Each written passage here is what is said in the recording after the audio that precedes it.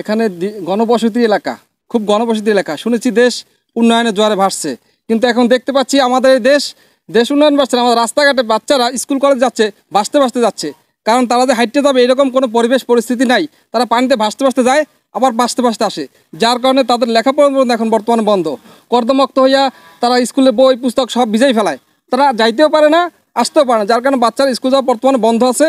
আমরা কর্তৃপক্ষের দৃষ্টি আকর্ষণ করছি যাতে অবিলম্বে আমাদের এই রাস্তাটা সুন্দরভাবে পাকা করে দেওয়া হোক এবং বাচ্চারা, এলাকাবাসী, মুরব্বীরা সুন্দরভাবে চলাচল করতে পারে, এই দৃষ্টি আকর্ষণ করছি। আমরা উত্তর তারাবুনিয়া মোল্লাবাড়ি থেকে গোয়ালবাড়ি জোড়াপোল পর্যন্ত এই রাস্তাটা বিগত কয়েক বছর না, বিগত দিন থেকে একেবারে শুরু থেকেই এই রাস্তার মানুষগুলো অবহেলিত।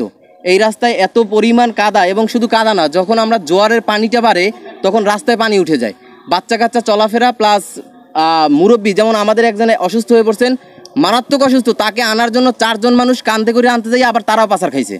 এই হলো রাস্তার অবস্থা। একটা মানুষ যদি স্ট্রোক করে তাহলে ওই মানুষটাকে হাসপাতালে নেওয়ার আগে আরও 3টা স্ট্রোক করবে। এই রাস্তার যে অবস্থা, এইটা 4 এবং 5 এই 2টা ওয়ার্ড এবং প্রায় 1000 মতন এই রাস্তা থেকে 1000 পরিবারের মানুষ হাঁটাচলা করে, প্লাস স্কুলের বাচ্চা কাচ্চা, মসজিদ, তারপরে হচ্ছে বাজারঘাট, কোনোটাই মানে আমাদের সচ্ছলতার সহিত আমরা করতে পারতেছি না, শুধুমাত্র এই রাস্তার কারণে।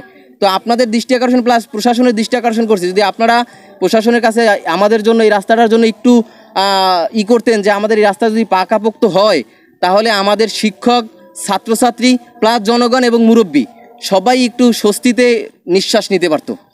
আমাদের এখান থেকে এই যে উত্তর তারাবুনিয়া মোল্লাবাড়ি থেকে গোয়ালবাড়িয়া পর্যন্ত 50+ ছাত্রছাত্রী আমাদের মাদ্রাসায় পড়াশোনা করে। আমরা দেখতে পাচ্ছি ওই ছাত্রছাত্রীগুলা যখন মাদ্রাসায় যায় পুরো জামা কাপড় নষ্ট, ভিজা, তারা কাদা মাখা, আমাদের পরিষ্কার করতে হয়। এ বাচ্চাদের অনেক কষ্ট হয়। এজন্য বর্তমান সরকারের কাছে মানে আকুল আবেদন যে যত দ্রুত সম্ভব আমাদের এই রাস্তাটা একদম পরিপূর্ণ পাকা মজবুত একটা রাস্তা তৈরি করার জন্য আবেদন করছি। আমি উত্তর তারাবুনিয়া সিদ্দিকা দাখিল মাদ্রাসা সহকারী একজন শিক্ষক। দুঃখের বিষয়, একদিন না 2 দিন না, প্রায় কয়েক বছর পর্যন্ত এই উত্তর তারাবুনিয়া সিদ্দিকা দাখিল মাদ্রাসা সংলগ্ন আছে হাই স্কুল ফুলুয়ার, এই 2 স্কুল 2 মাদ্রাসা এই ছাত্রছাত্রী মোল্লাবাড়ি হইতে গোয়ালবাড়ি জোড়াবিল ব্রিজ হয়ে পর্যন্ত এই ভিতরে ছাত্রছাত্রী আসার রাস্তা একটাই। এই রাস্তাটা এমন একটা রাস্তা, যে রাস্তা খালি পায়ে তো হাঁটা দূরের কথা, যখন মাদ্রাসায় যায়, স্কুলে যায়, তখন তাদেরকে জামা পোশাক পরিবর্তন করতে হয়। তা আমি এই বিধে আমি এই সরকারের কাছে বিশেষভাবে অনুরোধ করছি, যাতে ভবিষ্যতের আলো হইলে এই শিশু যদি পড়াশোনা যদি ঠিকমতো না করতে পারে তাহলে এরা ভবিষ্যৎ অন্ধকার। তাই আমি বিশেষভাবে অনুরোধ করছি যাতে বর্তমান সরকার এই রাস্তাটা পিচঢালাই হয়, এজন্য বিশেষভাবে অনুরোধ করছি। রাস্তা এতই খারাপ, এখানে বর্ষা আসার সাথে সাথে মানে কাদা পানিতে একেবারে কর্দমাক্ত হয়ে যায়। ছোট বাচ্চা তো ভালো কথা, বড় ভালো যারা লোক তারাই চলাচল করতে পারে না, যার ফলে ছোট ছোট কোমলমতি ছাত্রদের যাতায়াতের জন্য স্কুল কলেজে তারা যাইতে চায় না। ছোটদের না যাওয়ার কারণে অনেক সময় তারা ঝরিয়ে পড়ে, যে আজ গেল না, কাল গেল না, পরশু গেল না, না যাওয়ার কারণে তাদের আর স্কুলে যাওয়াই হয় না। আবার অনেকে ঢাকায় চাকরি করে, আসতে আজকাল যোগাযোগ ভালো, কিন্তু আসতে রাত হয়ে যায়। যখন এই পর্যন্ত আসে ভীষণ বিপদে পড়ে। কোনো গাড়ি রিক্সা তো যাওয়ার দূরের কথা, মানে নিজে হাঁটতে যাবে এরকম কায়দাও নাই। এখান থেকে এই মোল্লাবাড়ির কালবাট থেকে